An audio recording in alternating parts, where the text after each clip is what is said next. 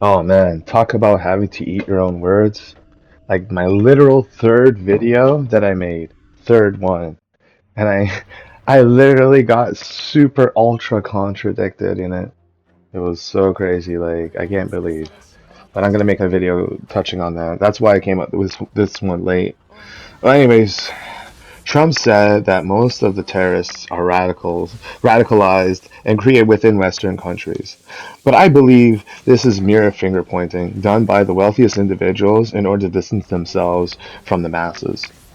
So, Hassan, how many brothers and sisters did Luffy have?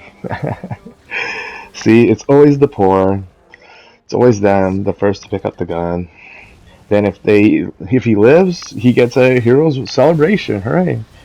But if he dies, a hero's funeral. Every cause cursed and broken because the rich who ate too much did nothing, while the poor who often go hungry are active pawns in the game of human chess. People suffering from acute mania are often preyed upon, forced into military service.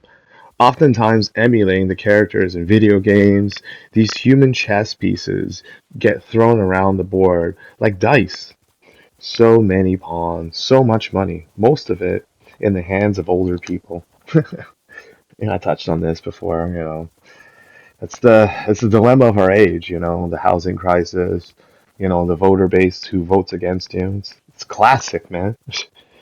Yet this newly formed economy like created with the context and group of of gaming and YouTube drama cannot go ignored. This is the world now, and everyone is playing their role, their own character. You know, beyond the obvious parallel to the whole main character syndrome, which is I think it's like a new thing where people are just taking this thing a little too seriously. I think if we're gonna point the finger at where main character syndrome came from, it was like those initial prank videos. So like that's the origin point, at least to me, where I think this thing came from. But we have people who live in these games, or they will form, groups in cells, and the like, and they shun society. They're militarized or just secluded. Yeah, their jealousy remains. That's that's the crux to their problem. It's like, okay, you're gonna exclude yourself from people and say that they're the problems in your life, but then simultaneously like remain and hate them. And it's like they kind of like, shadow them in a way. Like they know a bit more about them than they should in many ways. I touched on this in my previous video, which may have been shadow banned because of its title. Still I stand by these statements because, much like Hassan Piker, the Prince of Turkey with his sands of idiot, the more time passes, the more examples present themselves. You know, the latest video from the big dog, the ultimate gamer, the one, the only Asmongold, shows an Israeli model, maybe like a supermodel, right? Supermodel who won Miss Universe, being stalked out, harassed, and assaulted by the incel protesters. Now they're waving the Palestinian flag. So am I calling them all incels? Obviously not. But it's like, but to attack a woman, right? Like you have to have that mentality, and whether or not they are, it's like that's the kind of behavior that you would associate with those, classes of people, capable of doing that. Like, and it's like it reminds me of like something that happened here. Like we had this incident in Canada, similar to this, where Sikh men for hire were most likely paid to stalk out this lady, right? Well, one of them attacked her and hitting her in the forehead with a frying pan, and she needed like stitches. I think he is still in jail here for attempted murder, or maybe deported, or whatever, right? And although I went into greater detail in my previous video linking, Sikhs to terrorists, the entire story surrounding Elnaz Hajjamiri stinks.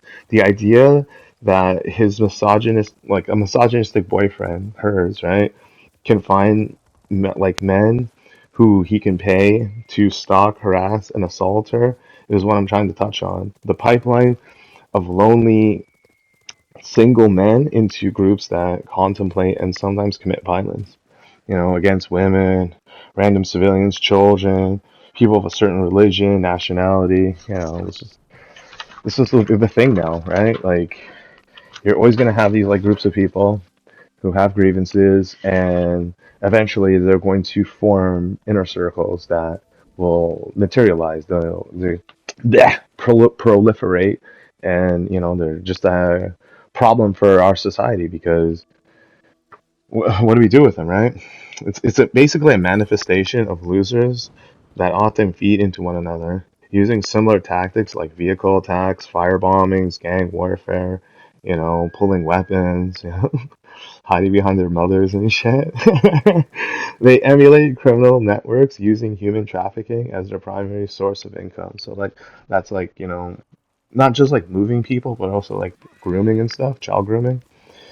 That is why we are seeing more protests since they stand to benefit from this chaos, right? Like, police are one place, they're not policed, and they got like, the numbers on their side.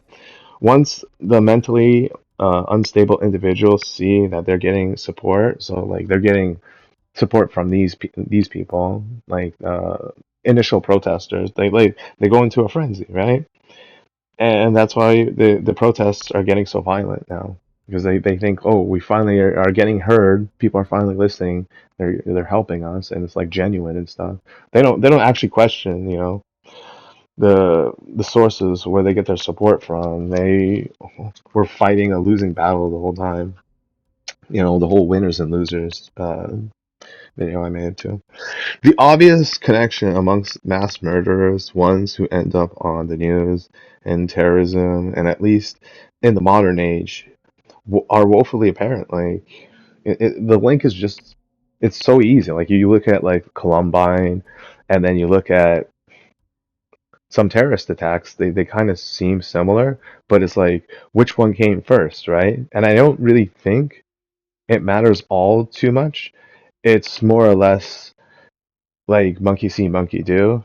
And we are in a boiling pot situation where these people who have the same level of mental instability and temperament will commit these types of acts of violence that just, a normal person just can't, comprehend, right? Like, I'm trying to touch on this, explain as to the factors that lead up into this, but try to understand that, like, that is only secondary to being around someone and talking to them and understanding them, knowing them, and like that is, our problem. Like, we're talking about, like, wait, where am I? Sorry.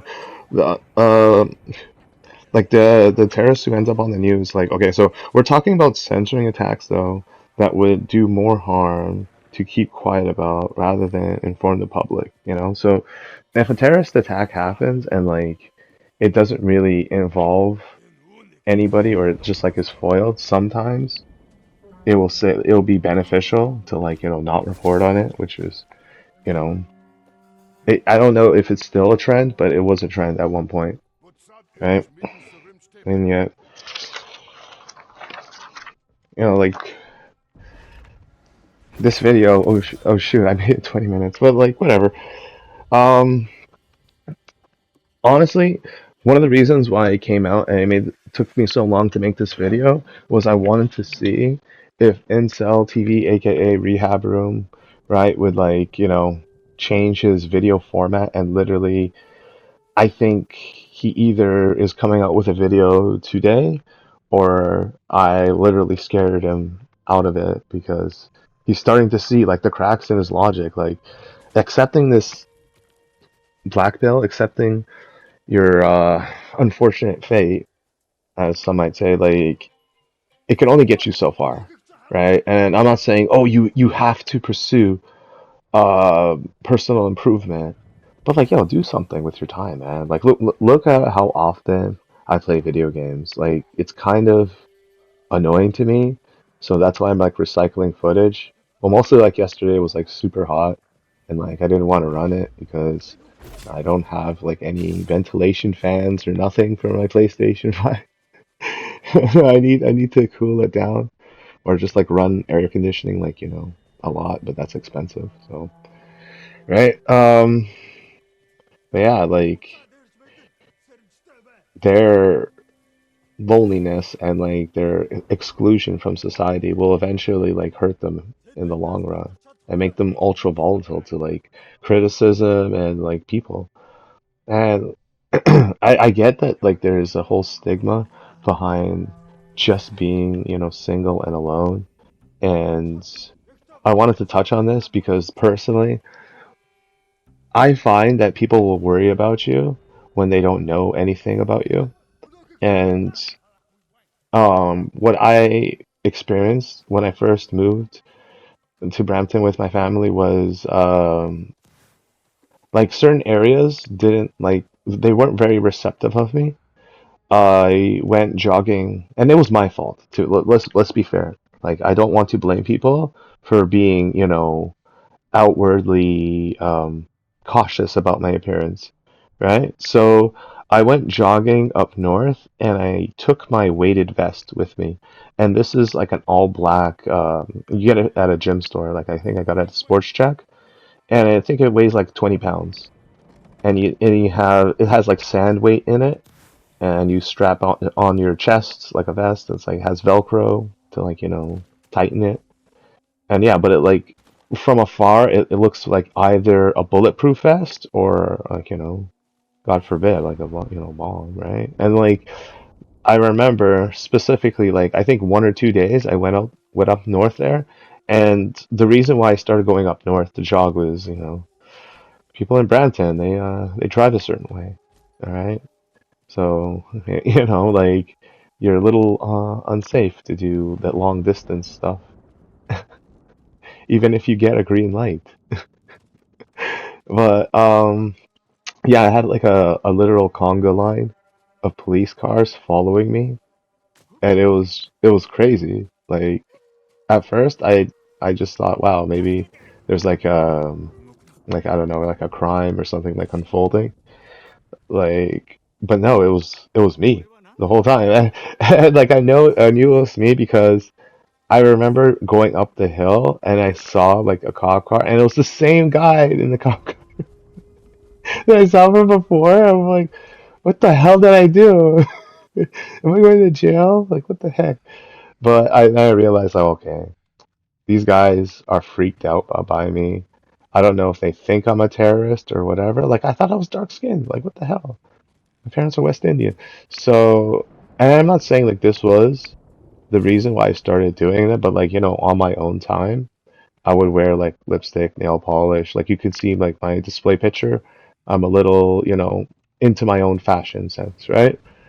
And almost instantly people's perceptions were changed about me. People will come out, say hi to me and stuff. Obviously, like you'd have, the younger crowd of men. It's like, who's this fruit? Who's this like brown clown? Get him out of here, man. He's trying to influence our children in the ways of the demon. But like you see what I'm getting at, right? Like if I were to continuously like be outwardly, because I was also like, I don't think I was wearing like the most like militarized clothing. Like it was just gym clothes. Like I'll wear shorts or like, it's just stuff I could jog with. But once I started, going with like, more flamboyant clothes, right? Like then people stopped worrying about me. Like they start worrying about my sexuality versus my like affiliation with like the terrorists or like a possible incel or something like that. And I have to bring this story up because it serves as an example as to like, the entrapment as a man that you feel you need to portray a certain, stereotype. And if you don't, right, like you're not a man or like whatever. And I just don't care anymore. Like I don't do it all, like everywhere, obviously, like around family and like, certain things. Like if I'm going somewhere and like today I have an appointment, like if I'm going somewhere and I just have to get something done, I will, just as normal as I can. But oftentimes, if I'm going to the mall or just want to go walk downtown or whatever, like I don't mind looking this way because I find that people, right, will feel more safe around me if I look this way. And since I'm a person who, unfortunately, I spend a lot of time alone. This is a fact of life, you know, especially after COVID when I started selling this stuff, the alternative clothing, you know, I was told not to take too many pictures because it's like I was my boss, he said I'm unattractive. He's like, yeah, just show off the clothes and stuff. don't don't take too many pictures with the merchandise. I'm like, okay. And by the way, he is of the Rainbow Clan. If you're asking, my boss. So he found me unattractive, so I'll take his word for it. Okay, cool. Um, excuse me. I um I changed my lifestyle, my approach to like people, like how I interact with society and all that, for better and worse. Like most of my family was very very positive, helpful with me, and like obviously a lot of them had questions with my choices in life. But I found that like taking this fork in the road was possibly one of the better choices that I could have made because I could have found affinity with, these lonely men, these men who find, fault not with themselves, but with, society, females, people of a particular religion, political leanings, and like, or even worse yet, I could have been a product of like the internet, excuse me, and been subjected to the whole parasocial relationship aspect of, basically fighting a war for someone I've never met before and ultimately paying the price for my ignorance, right? I mean, sooner or later, we all have to pay the price for our ignorance. Like, the Curse of Azure just absolutely gutted Hassan Piker. Like, I didn't even know like it was this deep. I got cursed too, Hassan. Let's be fair. I tried to rep for a marathon, and look how that turned out. Damn it, they stole assets, dude. They literally stole assets. So I'm like, think to myself, wow, this art style, it's like very simplistic. It's very minimalistic, like the color usage, the spacing, like the characters. I was like kind of Japanese, but kind of like coded and like some sort of like foreign language or something like that. And the game turns out to be a complete and utter fraud. Like I don't know how much percentage wise was stolen, but the fact that it was and it took so long, like the game's almost out. Like we have roughly 3, 4 months, 5 months tops. We're probably gonna have to delay it again, just for this game, and it has no single player aspect. Like I cannot believe me thinking that a game just because it can use a VR headset is worth a purchase. But like this is me trying to be optimistic in a gaming environment where you have old people willing to take money from young people, and like it's so abysmally like transparently bad. Like I gotta show you these Japanese games just to cheer you up because like the Western developers they just don't care about you. And Hassan is just like one of those guys who's taking this like way, way too far. Hassan, dude, if these tapes come out and it turns out that you're lying, dude, like you realize at the age of 45, and it doesn't matter like if you're like repping for that cause and stuff, like that's it for you, man. Like you're toast. Like nothing you say after that point will ever be considered like honesty or, intelligent or anything. It's just like you're here for the ride. Like your character has become your entire persona. Like you are the Prince of Turkey. You have the sands of idiot, and like as time goes on, right? You curse yourself, right? You see this like it's a little like Animal over here. Oh yeah, young YouTuber, huh? Nice. Low subscriber count. He has a differing political stance. But wait, what's this? Oh no, not the Curse of Azure. Oh no. Oh no. Oh no. But they interrogated me for 2 hours. I'm telling the truth. Oh, no, no, not the curse. But that's the Curse of Azure, man. See, you tried to help out your cause. But, you opened your mouth, said too many lies, and then you got cursed. You thought you were a good person. But not anymore, man. Not anymore. You and your entire cause, all your people, have been defeated in completion.